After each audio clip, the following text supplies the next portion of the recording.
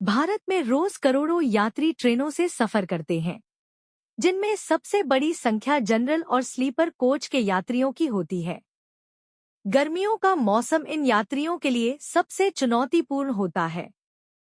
मई जून की तपती धूप में जब तापमान 45 डिग्री सेल्सियस पार कर जाता है, तो लंबी दूरी की यात्रा में सबसे पहली जरूरत बनती है साफ और ठंडा पीने का पानी।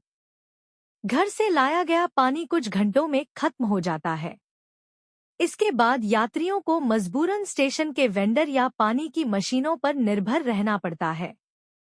भीड़, लंबी लाइन और कई बार महंगे दाम इस परेशानी को और बढ़ा देते हैं। जनरल कोच के यात्रियों के लिए तो कोच से बाहर निकलकर पानी खरीदना भी मुश्किल हो जाता है, क्योंकि सीट जाने का डर रहता है।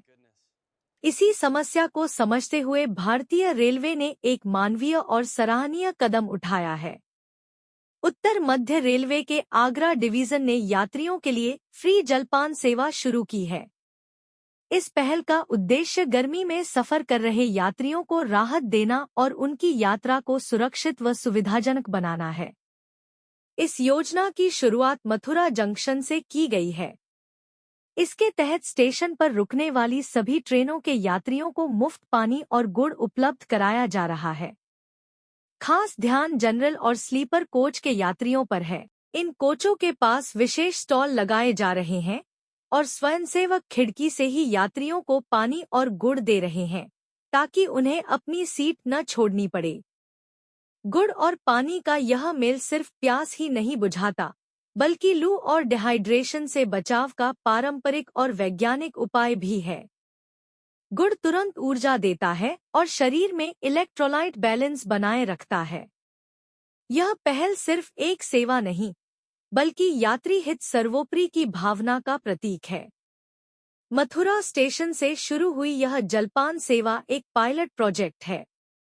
इसकी सफलता के बाद इसे अन्य बड़े स्टेशनों और फिर पूरे भारतीय रेलवे नेटवर्क पर लागू करने की योजना है। यह प्रस्ताव भारतीय रेलवे के उस संकल्प को दर्शाता है जिसमें हर यात्री की यात्रा न सिर्फ समय पर पूरी हो, बल्कि आरामदायक, सुरक्षित और मानवीय संवेदनाओं से भरी भी हो। क्योंकि जब एक यात्री को भीषण गर्मी में खिड़की पर ठंडे पानी का गिलास और गुड़ का टुकड़ा मिलता है, तो उसे लगता है रेलवे सिर्फ चलती नहीं, साथ भी चलती है।